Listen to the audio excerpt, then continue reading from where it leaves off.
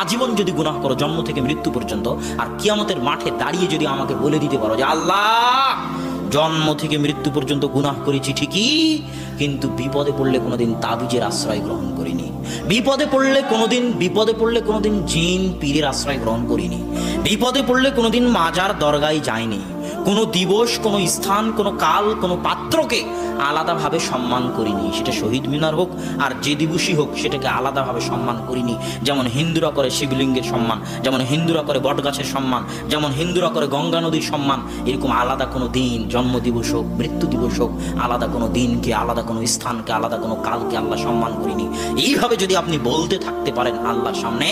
এবং প্রমাণ করতে পারেন যে আপনি কোনোদিন শিরিক করেননি, তাহলে আল্লাহ বলতেছেন লা আতাইতু বিখরাবিল আরদি মাগফিরাহ, তোমার গুনাহ যদি আসমান জমিন ভর্তি হয় তা আমি আল্লাহ আসমান জমিন ভর্তি ক্ষমা নিয়ে উপস্থিত হব।